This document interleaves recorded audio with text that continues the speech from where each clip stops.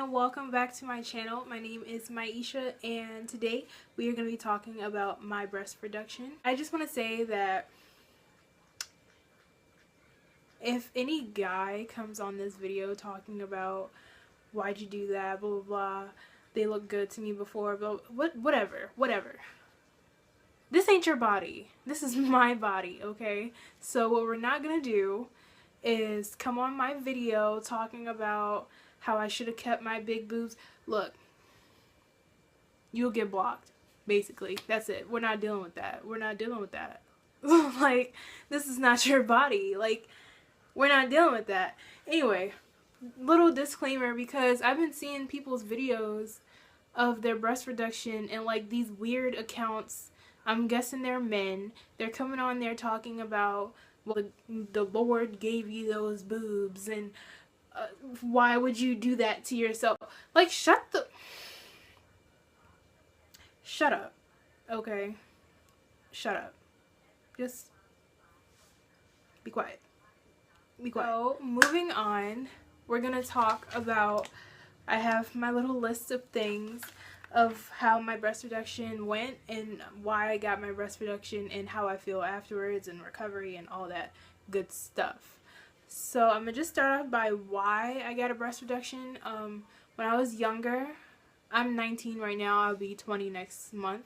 When I was younger, I would say about 16, 17, 15, even 15, well, I want to say 14. 14, big boobs came into life. My boobs were humongous. They were, okay, when I was 14, my boobs were about, yeah, this is like a C cup. Well, D cup. So I'm a D cup now. I'm gonna explain everything, but my boobs were about this big when I was in middle school still. So by the time I got up to high school, my boobs were very large. I wore a size 36E. I know, right? That don't even sound right.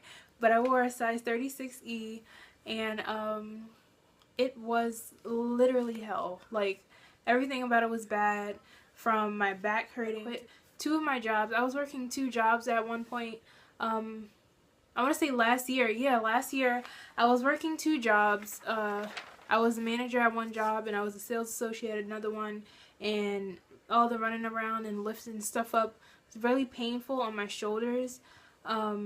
I had a problem with my shoulders actually dislocating all the time. I don't know if that has anything to do with my boobs, but I feel like because my breasts were so large, it was very hard for me to exercise. So, basically I didn't have any upper body strength, so I feel like that's why I had problems with my shoulders dislocating all the time. But it was just really hard to work because I worked in a clothing store. I was a manager at a clothing store, and it was very hard to like wear the clothes that we were selling because we used to sell a lot of crop tops. I mean, of course you're not supposed to wear crop tops at work, but I mean, I did what I wanted to do. So I would wear crop tops, and then my one manager, my higher manager, she would say it would look inappropriate, but somebody else would wear the same thing as me and it would be fine because she has smaller boobs. Like, I just got put on the spot basically because I had larger breasts. My mom would always say that everything I wore was inappropriate. Like, I have this shirt, you can't see, but like, it's a crop top. When I had larger boobs, it was even shorter, like it would be up here, and my mom always used to say this shirt was inappropriate, and I hated that because it's my favorite shirt. It's Michael Jackson. But anyway, it was just really hard to find clothes that look nice on me and clothes that fit my style, and buying bras was terrible. I could never find a bra that fit me.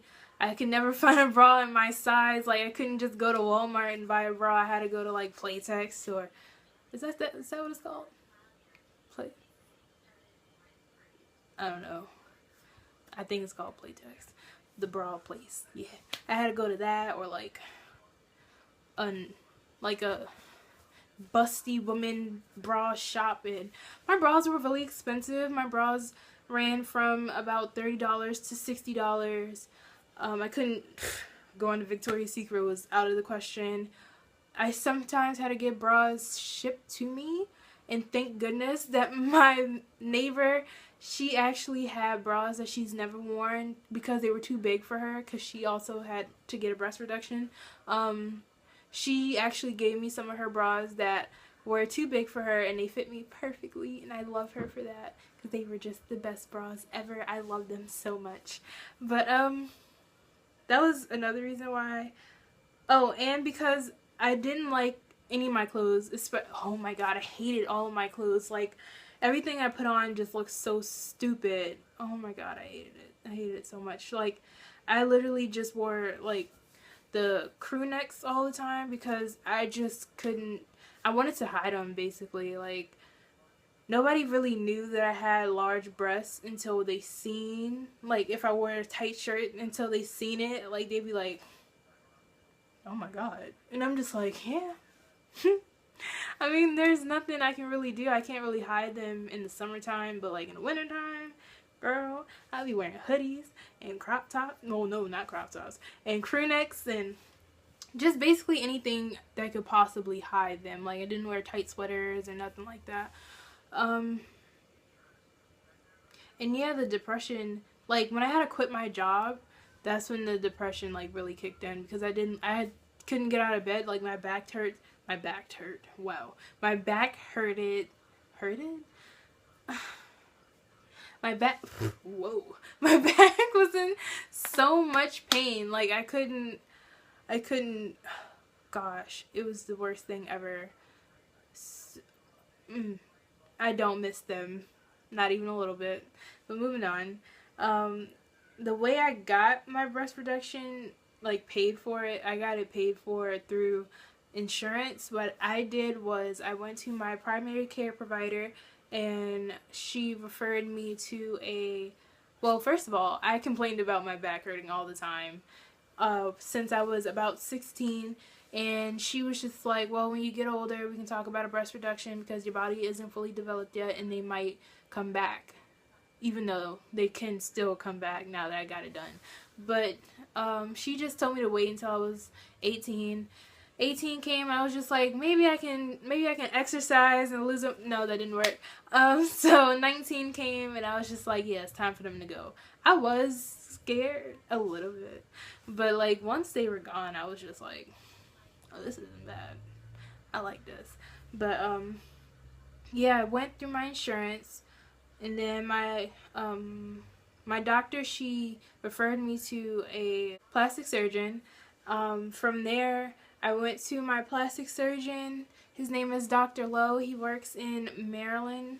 I think his primary office is in Annapolis. This was the really easy part. Basically, all I did was go in there. He looked at my boobs. He asked me, like, why I wanted to get a breast reduction and how does having large breasts make me feel. This was very fast. Like, this happened really fast. My first time with him was like about 20 minutes. He just asked me what was wrong and what I wanted to get done and how do I feel about it, and then he did all his little disclaimers about what could happen, why it would happen, and all this other good stuff. And then he was just like, okay, I'm gonna take some pictures, and then I'm gonna send them to your insurance, and then if you get if you get approved for the surgery, we'll schedule the surgery with your next appointment. So took the pictures, sent them in. My insurance approved the surgery in about a week. So after that, I was on the phone. Oh my god, the nurse called me and she was like, you've been approved. And I was like, bless you. I started crying, everything. I was so happy. So I got approved. 3 days later, it was surgery day. So I went, and I believe I couldn't take a shower after midnight. I couldn't do anything after midnight. So I couldn't eat after midnight. Couldn't take a shower, couldn't put on lotion, couldn't put on chapstick, like nothing. I was just extra dry, extra ashy, extra hungry. Like, that was probably the worst part of the whole surgery. Yep, that was probably it. The fact that I was extra ashy. The whole process was very fast. I believe I went in, I sat down, they called me in. My doctor and my anesthesiologist wasn't there yet. So I went in, I changed out of my clothes, I put the little gown on, and the nurse put me in a bed, and the nurse came. She tried to put an IV, I believe, like right here. I don't remember. It was either the front or the back. But I'm looking at her. I'm like, I know for a fact you cannot find a vein right there. So just find a vein up here, because I have a very predominant vein. So she did that. People keep saying that the IV hurt. I don't personally feel like the IV hurt. It didn't feel like anything to me. I took a deep breath and it was over. And then, yeah. Then the doctor came in like 30 minutes later. He did my... Oh, that's the thing. He did the anchor incision. So it was around your areola and down, and then from here. It's like from here all the way to like here. So it goes from here and it comes down like that. So it goes around your areola and it goes down and then like that. So that's called the anchor incision. He marked that out on my boobs. He told me to sit up and put my arms like that. He told me sit up, put my arms like that, and then he just started drawing on them. I believe one of my boobs were bigger than the other one, so he had to take more out of one than the other. Yeah. So the anesthesiologist came in and he told me it was time for me to go into the OR. So I stood up, very proud and very excited, because I've never been put to sleep before. So I walked in and I was like, oh, it's very clean. It was very clean and it was very cold. And I didn't have clothes on. I had underwear on. I didn't have a bra on, obviously. I had the gown, and they gave me socks and a little thing for my head. At this point, the anesthesiologist, him and the nurses are like putting me out like this, putting my arms out. Anesthesiologist, he put the mask on my face, and he was like, think of paradise and where you want to be right now. And by the time I didn't even get to think, like, I was thinking for so long, I just woke up again because they put me to sleep that fast. It's literally like that. Like, I woke up and I was in a panic. Like, I've never been so panicked in my life because I really, really had to pee. Like, nobody understood how bad I had to pee. I woke up and I was like, and the nurse was sitting next to me. She was like, are you okay? I'm like, I have to use the bathroom. I have to use the bathroom. I have to use... She was like, do you want to get up? I'm like, no, not getting up. If I stand up, I looked down, I was like, oh my god, where am I? Like, what did y'all do to me? But yeah, she was just, that nurse was really pushy. I feel like that was another bad experience. That nurse was very pushy. Yeah, the nurse was really pushy.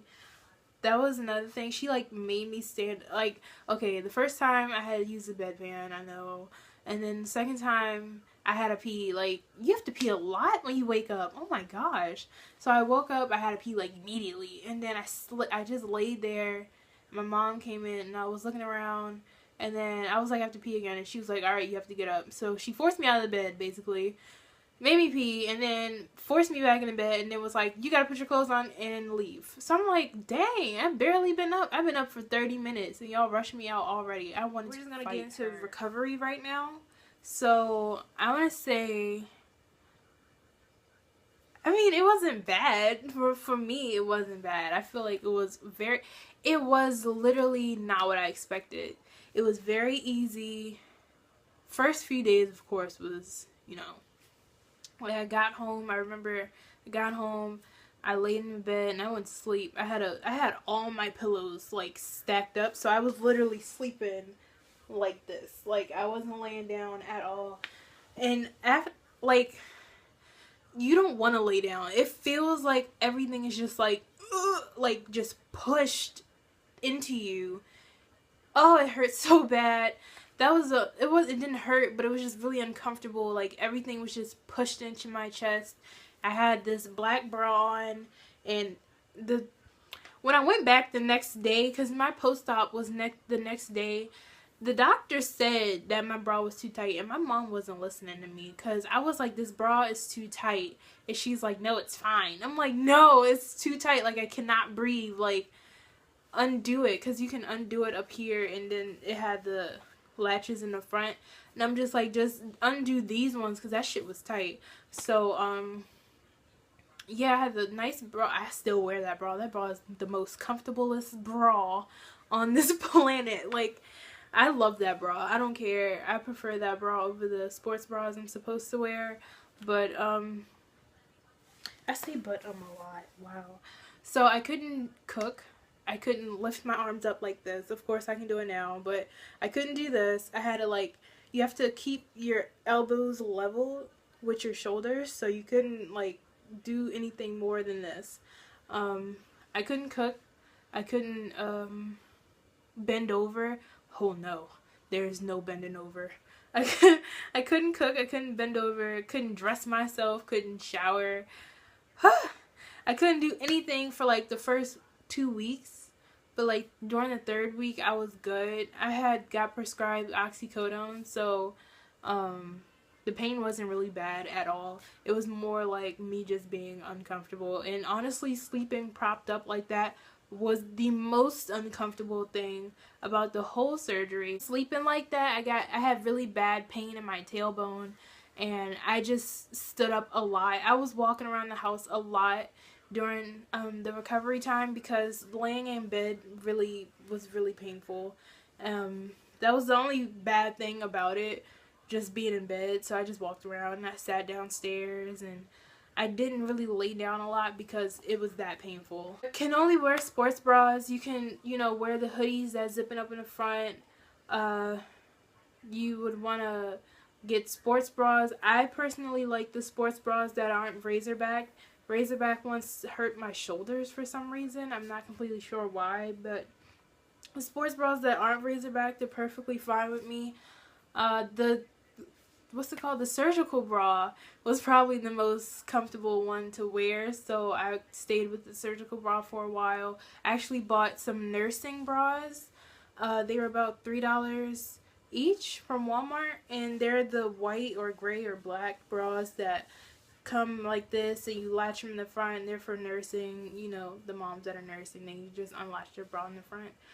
I got a bunch of those. Those came in handy. I remember I had to put a lot of gauze pads underneath here because this like weird neon yellow goo was leaking out my boobs. That was really disturbing. I kind of liked it though. I know this sounds weird, but I did. Because I had to put like padding all around my boobs, like all through here. I had to put them on my nipples and everything. But what else? Oh, in the recovery time, I didn't have drains, but I did have the tape, like the suture tape. I had that, so my boobs were taped together. And I had the stitches that dissolved. I had the dissolvable stitches. If they didn't dissolve, they would just push themselves to the surface of your skin and just fall out. I did have problems with that on my right breast because I had one that refused to come out, and then I had to go to see my doctor, and he got a nurse to remove the stitch from my boob. That personally didn't hurt, but it was a bit uncomfortable, and then I had like a little hole in my boob that closed up. It's okay.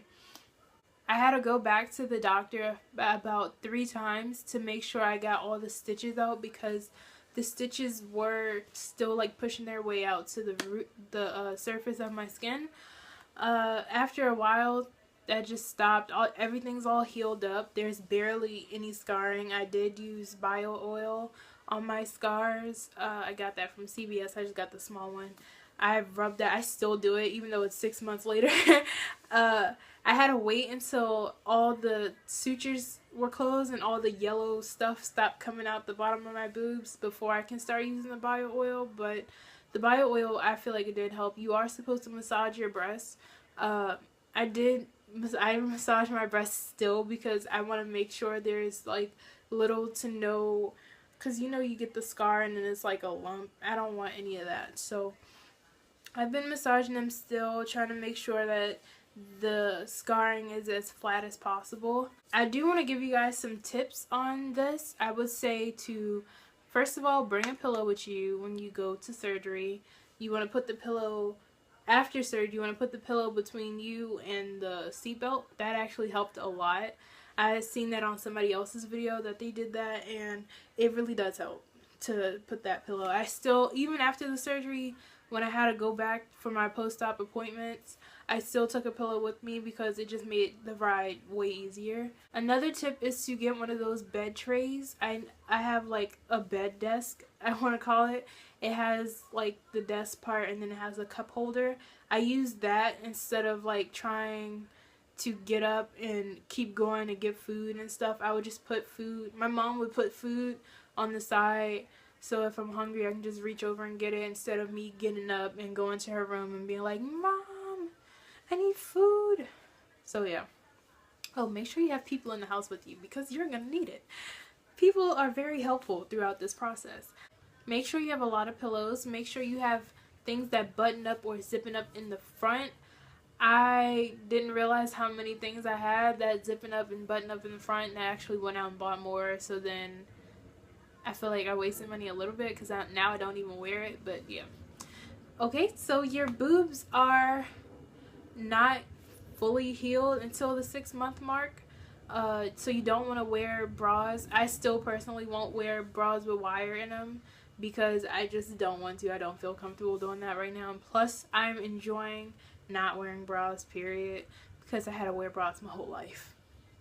So I'm loving this. I feel more comfortable in my skin.